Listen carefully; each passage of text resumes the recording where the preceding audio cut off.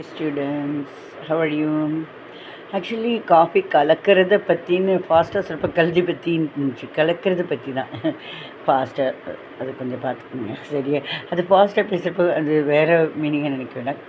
கலக்கிறத பற்றி கழுதி பற்றி இல்லை, கலக்கிறத பற்றின்னு தான் சொன்னேன்.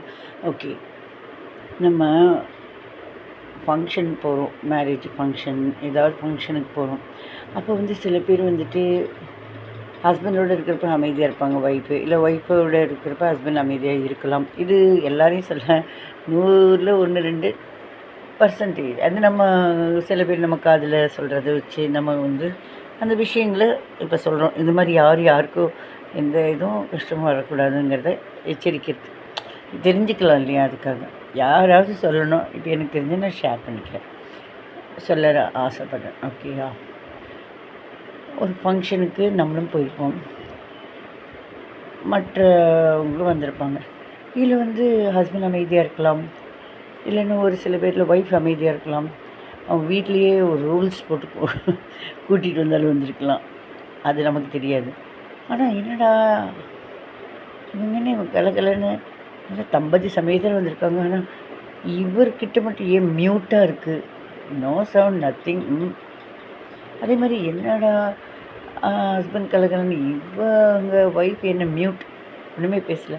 நம்ம எதாவது பேசினா கூட அந்த மாதிரி சொல்கிறியா மாமா, சொல்கிறியா மாமா, ஜிஞ்சுக்கு பாட்டில் இருக்கலாம். ஸோ அந்த மாதிரி இந்த மாதிரி லிமிட் டாக்கில் வந்திருப்பாங்க. சில பேர் கலகலன்னு பேசுவாங்க, சில பேர் 2 பேர் ஹஸ்பண்ட் அண்ட் ஒய்ஃபும் கலகலன்னு பேசுவாங்க. பல varieties of people are there இல்லையா. ஒவ்வொருத்தரும் ஒவ்வொரு விதமாக இருப்பாங்க, அது தப்பில்லை, அது அவங்கவுங்க சுபாவம். இல்லை நம்ம கல்யாணத்துக்கு நம்ம வீட்டு ஃபங்க்ஷனுக்கே சில பேர் வருவாங்க, வந்துட்டு நம்மளையும் கூட மதிக்காமல் நம்ம ஹஸ்பண்ட் எங்கன்னு கேட்பாங்க. அது வந்து தற்குறித்தனம், கூமுட்டத்தனம்னு சொல்லுவாங்க இல்லையா.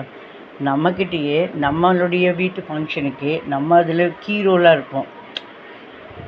நம்ம ஹஸ்பண்ட் எங்கன்னு நம்மக்கிட்டே கேட்குற அந்த முட்டாள்தனத்தை எங்கே போய் சொல்கிறது. இது பார்வை இருந்தும் குருடர் மாதிரி அறிவிருந்தும் முட்டாள், அது வெரி பேட். இந்த மாதிரி ஆளுகள் எப்படி தான் உலகத்தில் சர்வை வரவங்க எனக்கு புரியல. வெயிட்டேஜ் கொடுக்கணும் இல்லையா. ஒருத்தங்களை பார்த்தா எப்படி இருக்கீங்க, அந்த ஒரு கர்டசி தெரியாத முட்டாள்தனமான பீப்புள் எப்படி இன்னும் சர்வைவ் ஆகிட்டுருக்காங்க, எப்படி இந்த உலகத்தில் எல்லோரோடையும் எப்படி இவங்கள ஷைன் ஆகிறாங்கன்னு எனக்கு ரொம்ப ஆச்சரியமாக இருக்குது. பேசிக் மேனர்ஸுமே இருக்காது, டெக்கோருமே இல்லை, அப்படி இருக்கவே கூடாது. ராங் ப்ராட்டப்பாக இருக்கக்கூடாது இல்லையா.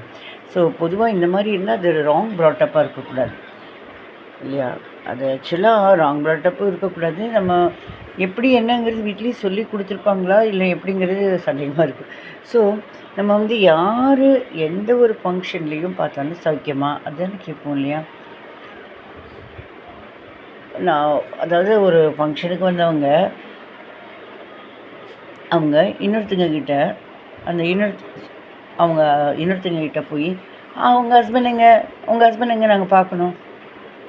இது என்ன ஆஃபீஸா இல்லை கோர்ட்டா?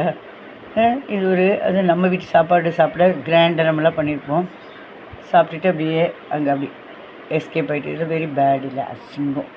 இந்த மாதிரி ஆளுகளை நம்ம பார்க்கவே விரும்ப மாட்டோம். யாருக்கு எல்லோரும் விரும்புகிறாங்களான்னு தெரியல, பட் மேனரிசம் இல்லைன்னா யாருக்குமே ஒரு அப்படிங்கிற மாதிரி இருக்கும்.